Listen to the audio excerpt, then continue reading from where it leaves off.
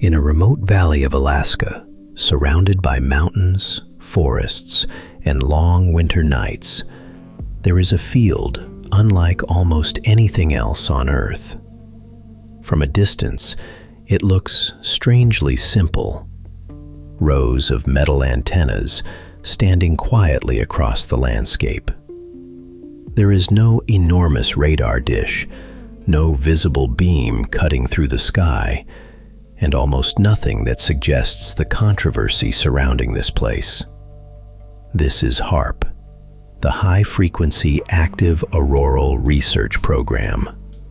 For decades, HAARP has been accused of controlling storms, creating droughts, triggering earthquakes, disrupting communications, and even influencing the human mind. Some of those claims sound impossible. Others sound just plausible enough to survive. But before asking what HAARP might secretly do, there is a much more important question. What does it actually do? HAARP's main instrument is a powerful phased array radio transmitter made from 180 crossed dipole antennas spread across roughly 33 acres. Together, its transmitters can radiate as much as 3.6 megawatts of high-frequency radio energy, generally between 2.7 and 10 megahertz. By changing the timing, or phase, of the signal produced by individual antennas, researchers can shape and direct the radio beam towards selected regions of the upper atmosphere. That region is called the ionosphere. The ionosphere is not a solid layer. It is a vast and constantly changing region of the upper atmosphere where intense radiation from the sun removes electrons from atoms and molecules, producing electrically charged particles known as plasma. It begins far above most clouds and extends hundreds of kilometers above the Earth's surface. And that distinction matters because ordinary weather happens much lower. Rain, thunderstorms, hurricanes, and most of the weather we experience develop mainly inside the troposphere, the lowest major layer of the atmosphere. HAARP is designed to interact with electrically charged particles much farther above it. Researchers use the facility to temporarily disturb small regions of the ionosphere with high-frequency radio waves, then study how the plasma responds. They can create artificial irregularities in that plasma, investigate radio propagation, and under certain conditions, generate extremely faint luminous emissions resembling tiny artificial auroras. That may sound like science fiction, but it is part of what the facility was designed to study. HAARP can deliberately change the physical conditions inside a small region of the electrically charged upper atmosphere. The effect is temporary, and when transmission stops, the disturbed region rapidly moves back toward its natural state. Some experiments are even stranger. By modulating the ionosphere, scientists can make part of the upper atmosphere behave somewhat like a gigantic virtual antenna, generating extremely low frequency and very low frequency radio waves. Frequencies like these have long been interesting to military researchers because they can travel enormous distances and, under the right conditions, penetrate seawater better than ordinary high-frequency radio. That makes them relevant to communication with submerged submarines, although the amount of information that can be transmitted at such low frequencies is very limited. HAARP is also used to investigate space weather, radio communications, satellite signals, navigation systems, and the complicated interaction between the sun, Earth's magnetic field, and the upper atmosphere. Throughout all of this, the claims that surround HAARP remain just that, claims. The facility sits at the intersection of advanced physics, military history, and public imagination. And in that space, questions about power, secrecy, and the limits of technology continue to echo long after the transmitters fall silent. So there is something important to understand before we enter the controversy. HAARP really is capable of altering the ionosphere. Its transmissions are real. The plasma disturbances are real. And some of the phenomena produced during experiments would sound extraordinary, even without any conspiracy surrounding them. Its origins were also not purely academic. HAARP began as a United States Department of Defense research program. The site was developed through military agencies because the ionosphere has enormous importance for communication, radar, navigation, and surveillance.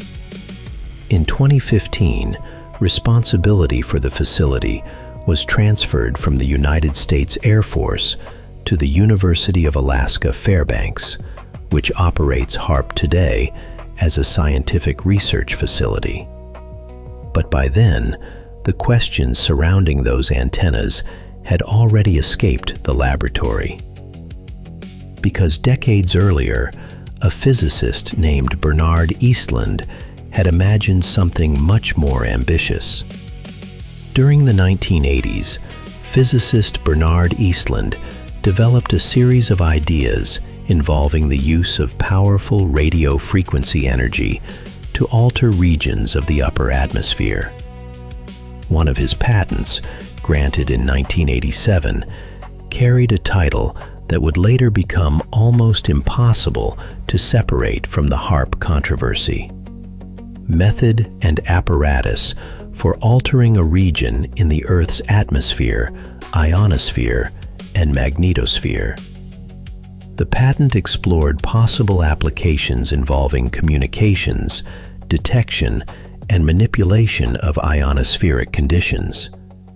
It also mentioned weather modification as a possibility. That reference is real, and it became one of the foundations of the modern HAARP mystery. But this is where precision becomes essential. A patent is not proof that every application described inside it works, and it is certainly not proof that those applications were ever built. Patents often contain speculative possibilities, theoretical extensions, and concepts requiring technology far beyond the system that eventually exists. HAARP is not simply Eastlund's patent transformed into hardware.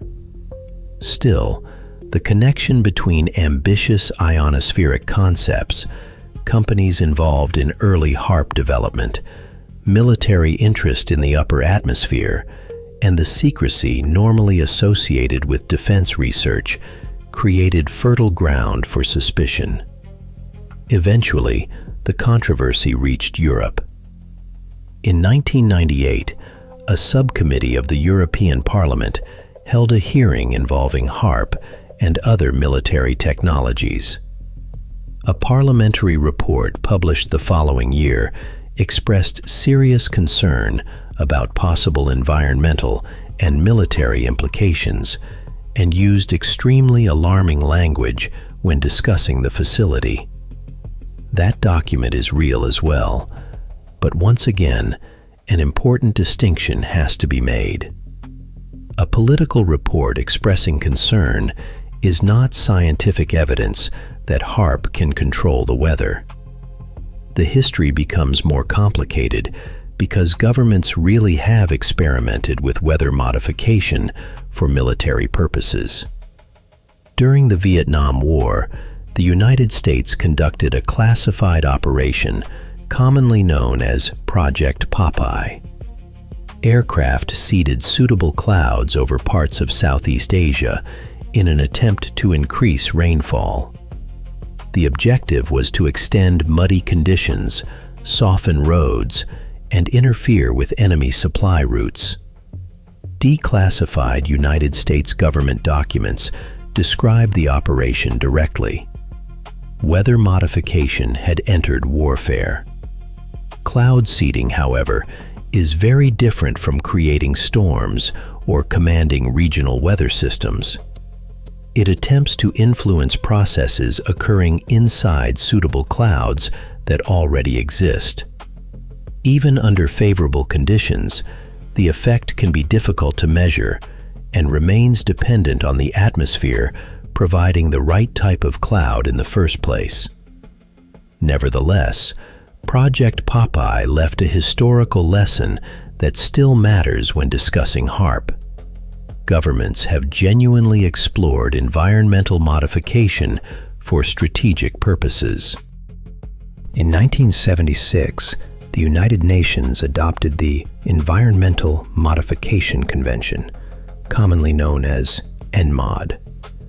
The treaty prohibits military or hostile use of environmental modification techniques when the effects are widespread, long-lasting, or severe.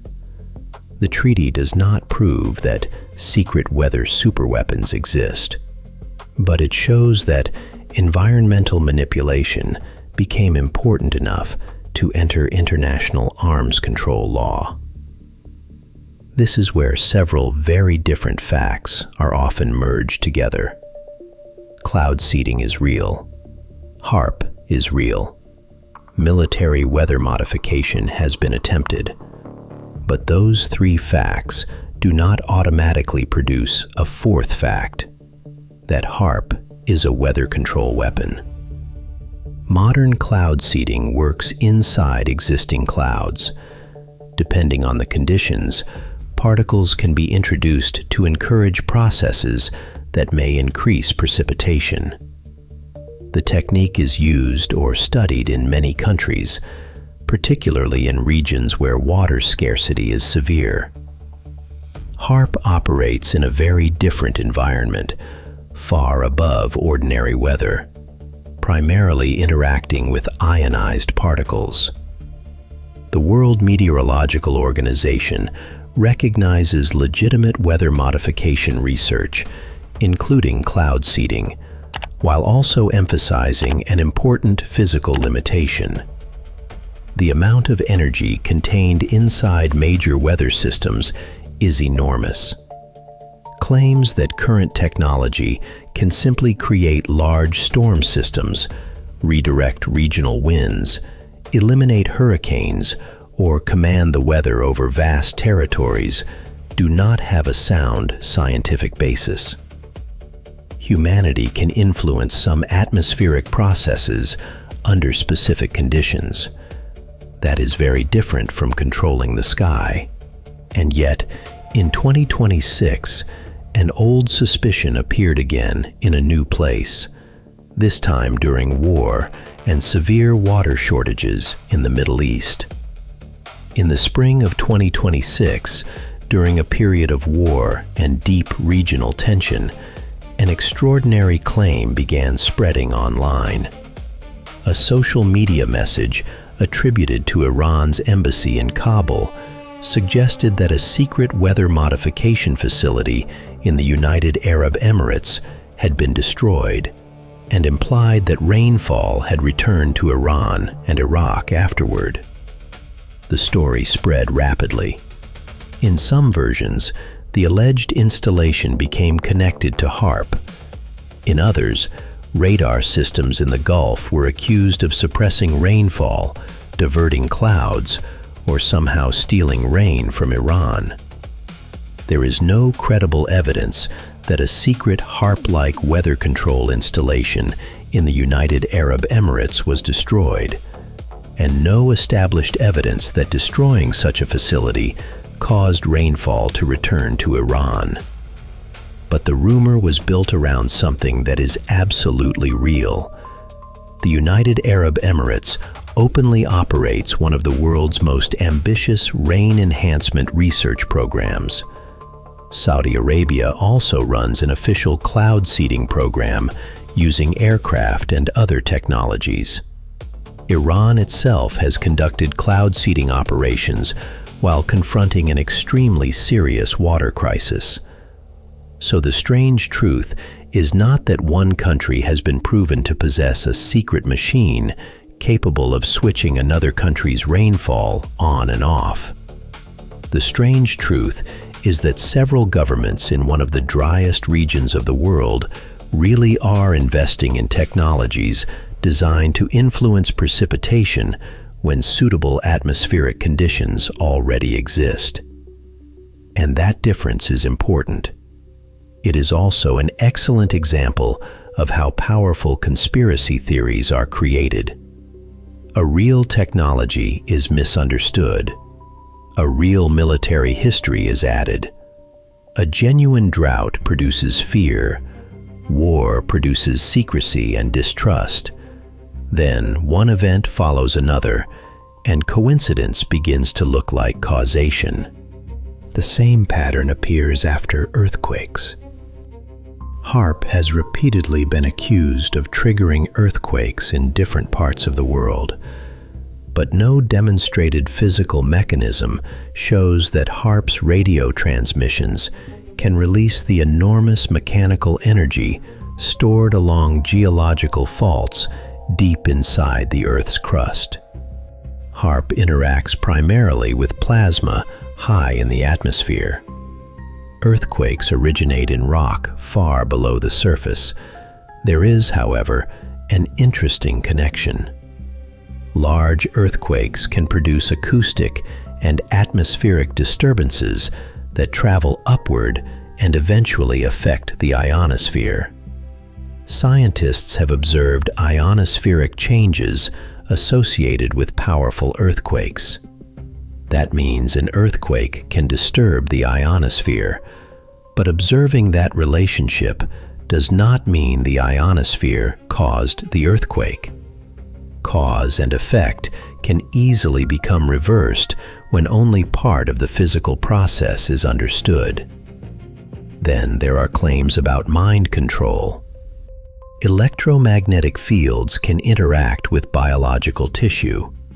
Medicine uses carefully controlled electromagnetic stimulation in certain treatments and areas of research. But those techniques involve specific equipment, field strengths, distances, and conditions that are completely different from HAARP. There is no reliable evidence demonstrating that HAARP can remotely control thoughts, emotions, or human behavior across large distances. And perhaps this is the most important lesson hidden inside the entire story. Skepticism should work in both directions. We should not accept an extraordinary claim simply because it is frightening or mysterious. But we should also not dismiss a legitimate question simply because it sounds strange. HAARP emerged from military research. That is true. It deliberately alters conditions inside a small region of the ionosphere. That is true. It can create artificial plasma structures, produce faint luminous emissions, and generate low-frequency waves through interaction with the upper atmosphere. That is also true. The United States secretly used weather modification during war. True. Governments around the world continue to use cloud seeding technology today. Also true. But none of those facts demonstrates that HAARP controls hurricanes, steals rain, creates droughts, triggers earthquakes, or controls human minds. There is no credible evidence supporting those conclusions, and maybe that is exactly why HAARP remains so fascinating. The real machine exists in an uncomfortable space between ordinary scientific research and capabilities that, when described without context, can sound almost like science fiction. Its history reminds us that governments have kept secrets, that military research can later become civilian science, and that humanity has already learned how to deliberately influence small parts of natural systems. Somewhere in Alaska, those antennas are still standing beneath the northern sky. Researchers still use them to send carefully shaped radio waves upward into a region of the atmosphere that most of us will never see. For a brief period, a small part of the ionosphere changes. Then the transmission ends, the disturbance fades, and the sky moves back toward what it was before. Perhaps HAARP is not the machine imagined by its darkest legends, but the reality is strange enough. And sometimes, the most enduring mysteries are created by the distance between what technology can do today, what people once imagined it might do, and what it may become tomorrow. Thank you for watching Silent Nature Mysteries. If you enjoy exploring the strange places where nature, science, history, and unanswered questions meet, subscribe and join us for the next story.